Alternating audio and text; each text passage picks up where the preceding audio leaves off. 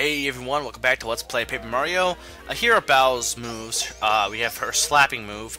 There's another name than just slapping move, but we have her slap move, and then we have out of sight, which allows her to make Mario invisible and dodge enemy attacks. Now I'm not sure how.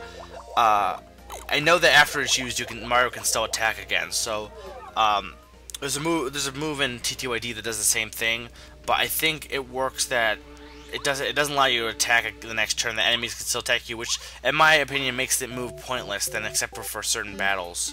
But anyway, here's the pot. The pot makes you 8-bit. Awesome. And yeah, all TTYD and Super Mario RPG also have that Easter egg of sorts. So we have Frankie Boo, or Frankie the Boo, which again, Paracarry has a letter for him that we got for the letter quest. So we're gonna deliver this now since we're here. But yeah, Bao's probably my least favorite partner in terms of moves. Like, her slapping moves, she has two. She has an improved slapping move later on, and they're not really that good compared to some of the other moves, and they're also, like, they're not piercing against, like, clefts and stuff like that. And then you also have the, she has another move that's basically like Paracarry's airlift, which is basically we're going to scare enemies and cause you not to get star points, which in my opinion is just kind of wasteful. Her out of sight is somewhat decent, but there's much better partners than her. I do like her design overall, but it's pretty simple to make a Boo design. So, I don't know, she's not really that great of a... Oh look, the gate changes the background color. And the background music, though the background music is awesome. So we're going through Gusty Gulch, to find or defeat Tubba Blubba so that he won't eat any more boos, and then we'll get the Star Spear from the boos. And see, that's another reason why I like this chapter. Is it's not the traditional type of chapter like, oh, we're going to this castle, we're gonna beat the beat the boss, get the Star Spear at the end. No, it's, hey, dude, I mean, it doesn't really change in you know what I mean? Like, it doesn't change the turn of gameplay. The gameplay is basically exactly the same for the most part, except there's more areas to go through. Well, not really, but the whole concept changes, and that's kind of in terms of a chapter that has the best story, and it's like Paper Mario doesn't have that great of a story compared to TTYD, but if there's a chapter in this game that has the best story, it's probably this chapter, I'd say, unless I'm forgetting one. Maybe chapter 7, maybe. But yeah, no. Chapter 3 in TTYD also kind of is definitely, you know, different than it's not your average chapter, but this one is basically your average chapter, just it changes some things around. Oh look, a Boo. Oh, Lady Bao, what a surprise seeing you. You know, your ladyship, you really shouldn't come around here. It's dangerous. Tubba Blubba could come here at any time. I know, I came here to teach that Tubba Blubba a lesson. Bring him on. When was the last time he came through here? Well, just yesterday, lady. It was horrible. Ugh. This time he ate Herbert. Oh no, not Herbert. Poor Herbert, he was so dark and depressing. What a terrific Boo. Oh no, not Herbert. How could he eat Herbert? The man I loved. Anyway, we're going to go kill Tubba Blubba.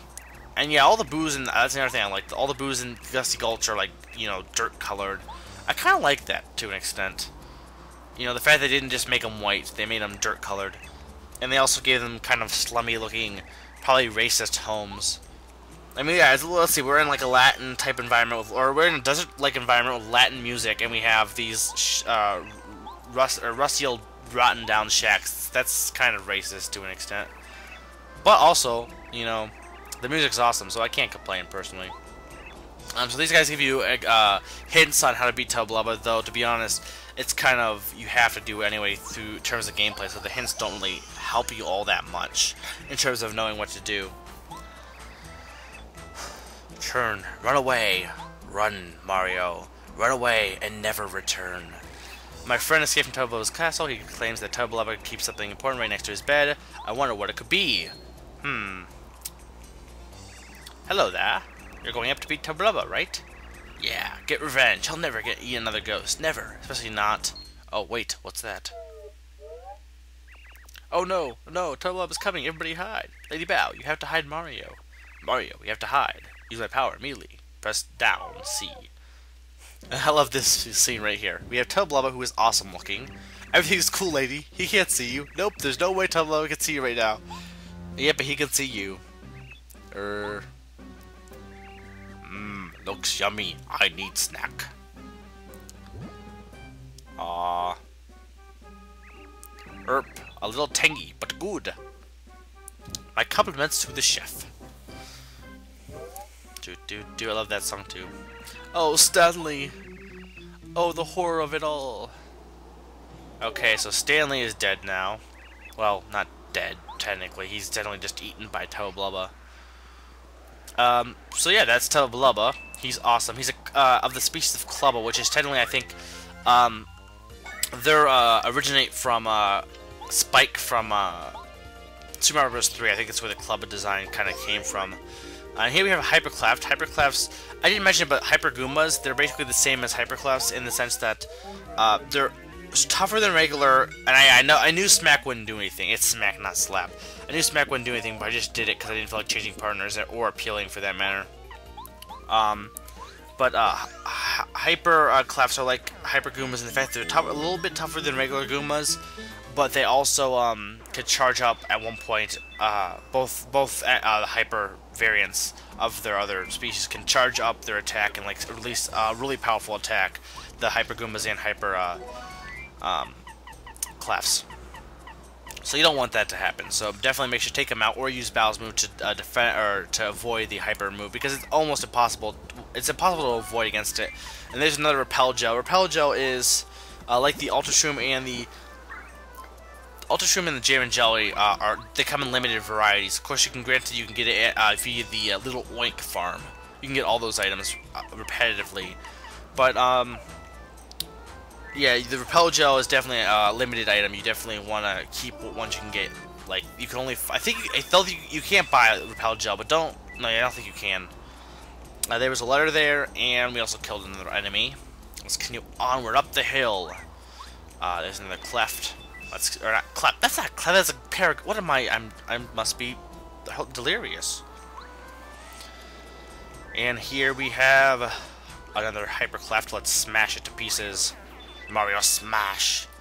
So let's see. What can I talk about? Motion controllers. The motion control scramble that Sony and or just motion control, not even just controllers, motion control that Sony and Microsoft are doing. And Nintendo had made a comment, I think it was actually technically it was Reggie, who made a comment saying that he would be embarrassed if, and he was talking specifically on motion controls. Everyone, I've read comments, people saying, well, yeah, they're embarrassed that they're making well-graphic games and have great system. It's like he was talking about the motion controls. Come on, it's not that hard to figure out. Seriously, you're giving people who play PS3 and Xbox 360 a bad name if you make arguments like that, in my opinion. But anyway, my point is, he made a comment saying that Nintendo would be embarrassed if they were doing what their competition was doing. And honestly, I can't blame them. I mean, technically, they mocked the idea of motion control. They mocked the idea of using motion control in casual gaming. Nintendo does great, so they take the idea of motion control and apply it to their own systems to try and get the money that Nintendo is making. I mean, you can't deny that. I mean, you could, but honestly, it's pretty obvious that had Nintendo not made success off of the motion control, 360 or Microsoft and Sony would not be doing that for their systems. They only doing it because they're seeing what Nintendo did and they're like, wow, this worked. We're going to copy them and make it better. And I do get sick of people who say, well, they're improving upon Nintendo's mistakes. Well, and I mean, Nintendo probably could have implemented the Wii Motion Plus beforehand, but like it's like, yeah, but they had more time. They had time to take what Nintendo made and improve upon it, and know what people want ahead of time via just time. Now, granted, that's not really an argument I can use in all cases, so I'm not going to continue on that argument. That's more of an opinion thing, like very opinionated. And here's my favorite enemy in the game, probably Clubbas. I love just the design of Clubbas, and who doesn't want to carry a gigantic club with a spiked ball attached to it? Everyone wants to, just everyone. If there was one thing I dream about every night when I go to bed, is what life would be like if I carried a giant club with a spiked ball attached to it. But yeah, anyway, but the whole motion control thing, and I'm more directing this more at Sony than I am Microsoft, because Microsoft is at least trying to create something, original and new. Sony's just blatantly, taking Nintendo's idea and altering it and sticking whatever, who knows what on top of it. I'm not gonna get into that anyway. But it brings up the whole debate of, is imitation flattery or is it just unfair thievery? I mean, because like, I guess in the case of like, stuff like that's non-profit, like, YouTube stuff, it could be more flattery, especially if you give credit to the person who actually originally came up with the idea. But in terms of like business, I don't know. I think again it's just balance. You have to have a balance between just copying people, because I don't think it's fair that I don't think it's fair. I don't think it's it's very.